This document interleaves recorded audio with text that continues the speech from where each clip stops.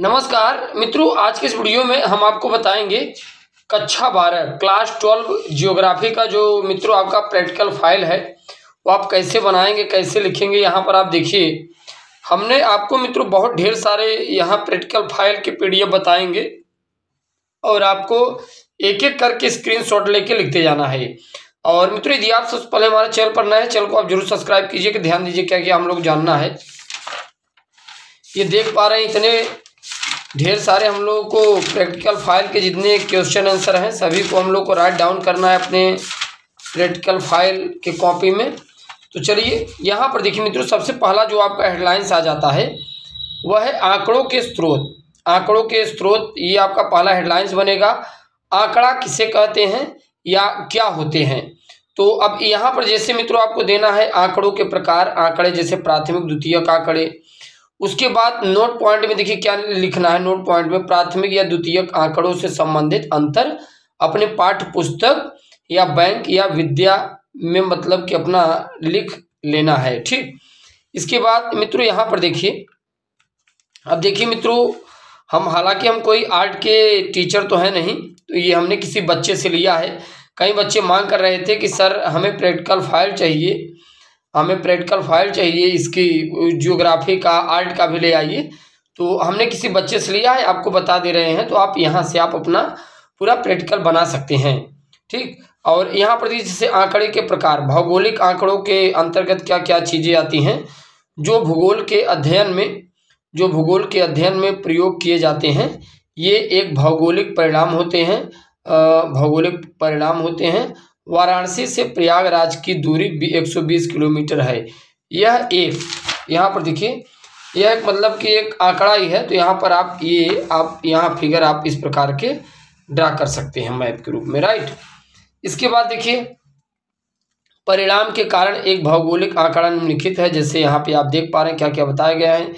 बिंदु आंकड़े सामान्यतः बिंदु आंकड़ों के बल स्थान से संबंधित होता है और संसाधनिक ये आयाम बिंदु, यहाँ पे आप देख अव्यवहार होता है। तो यहाँ पे आप देख पा रहे हैं मित्रों, ये सब आप इनका स्क्रीनशॉट लेके अपने आप प्रैक्टिकल फाइल में नोट डाउन कर सकते हैं। यहाँ एक और फिगर आप ड्रा कर दीजिएगा, ठीक। क्षेत्रीय आंकड़े हैं ये।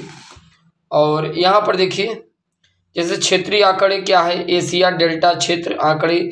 मित्रों क्षेत्रीय आंकड़ों में आप देखेंगे हमारा जो भारत है वो किस एशिया में है, किस एरिया में है। एशिया तो है ही, किस क्षेत्र में है। तो यहाँ क्षेत्रीय आंकड़ों के बारे में सभी चीज़ें बताई गई है।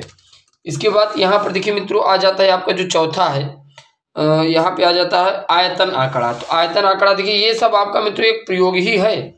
बात समझ में आ रही है। आयतन आंकड़ा में आपका आएगा जैसे स्थल है, समुद्र का क्या आयतन है। तो यहाँ पे आप फिगर भी ड्रा कर सकते हैं। देखिए आयतन आंकड़े में जैसे क्या क्या आते हैं। आयतन आंकड़े त्रिविमीय होते हैं। इसमें तीनों आयतन, लंबाई, चौड़ाई और ऊंचाई होती हैं। इनका सांकेतिक चिन्ह 1/3 है। जनसंख्या घनत्व, वर्ग का घनत्व और समोच्च रेखी मानचित्र इत्यादि आयतन आंकड़ों के मुख्य उदाहरण होते हैं, राइट। इसके बाद देखिए मित्रों, आंकड़ों के संबंध का चित्रण, आंकड़ों के संबंध में ये सभी चित्रण आते हैं, राइट। फिर देखिए, रेखा के सहारे किया जाता है जो एक दूसरे के समकोण, मतलब कि ये मित्रों आप लिख सकते हैं, नोट डाउन आप कर सकते हैं किस प्रकार का आपका ज्योग्राफी प्रैक्टिकल फाइल लिखा जाएगा। और इसके बाद आ जाता है जो आपका आंकड़ा है दंड आरेख। तो यहाँ पर देखिए मित्रों, जब आप आंकड़ा देंगे तो वहाँ पे थोड़ा जनसंख्या का ये भी आपको दिखाना है। उत्तर भारत के राज्यों में जनसंख्या किसकी कितनी है। जैसे यहाँ पर देखिए उत्तर प्रदेश में कितनी है, बिहार में कितनी है, पश्चिम बंगाल में, मध्य प्रदेश, यहाँ देखिए इकाई, दहाई, सैकड़ा, हजार, 10,000, लाख, 10 लाख, करोड़, 10 करोड़, 19 करोड़, 98 लाख। ये यूपी का है, ये बिहार का है, पश्चिम बंगाल का है, मध्य प्रदेश का है, राजस्थान का है। और इसके बाद मित्रों आ जाता है आपका दंड आंकड़ा, राइट, दंड आरेख। तो यहाँ पर आप देख पा रहे हैं दंड आरेख, जो कि बहुत ही इंपॉर्टेंट है आपके प्रैक्टिकल फाइल के लिए। यहाँ से आप ले सकते हैं इसका दंड आरेख का स्क्रीनशॉट ले सकते हैं, बना लीजिएगा। आंकड़ों के समीकरण आपको दे देना है, थोड़ा प्रश्न उत्तर करके इस टाइप का लिखना है, ठीक। इसके बाद नेक्स्ट मित्रों आपका आ जाता है जैसे वृत्त रेखा और चक्र रेखा। राइट। वित्त रेखा और चक्र रेखा में देखिए यहाँ पर क्या आता है, वृत्त आरेख, तो यहाँ पर कुल विद्यार्थी, राइट, और आंकड़े स्रोत एवं संकलन, आंकड़े क्या हैं। तो यहाँ से मित्रों आप स्क्रीनशॉट ले लीजिएगा। और इसके बाद देखिए कोरोप्लेथ, तो ये मित्रों आप इसका भी स्क्रीनशॉट ले लीजिएगा, ये आपके लिए बहुत इम्पोर्टेंट रहेगा मित्रों। आप अपने कॉपी में नोट डाउन भी कर सकते हैं, ज्योग्राफी का प्रैक्टिकल फाइल। तो इसके बाद देखिए क्या क्या आ जाता है, उच्चावच, भूकंप इत्यादि। इसके बाद मित्रों बहुत ज़्यादा है नहीं, फिर केंद्रीय प्रवृत्ति की मापें हैं जो कि आपके ज्योग्राफिक प्रैक्टिकल फाइल से रिलेटेड है, यहाँ भी आप स्क्रीनशॉट ले लीजिएगा। ठीक, बाकी नेक्स्ट देखते हैं यहाँ पर।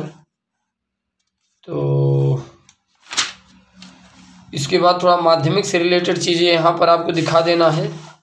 ठीक, चलिए मित्रों, बाकी अब इतना ही है, इसमें कुछ है नहीं। यहाँ पे आप इसका स्क्रीनशॉट लेके एक अच्छा अपना प्रैक्टिकल फाइल बना सकते हैं। बाकी नेक्स्ट वीडियो लेक्चर में मुलाकात करेंगे। धन्यवाद।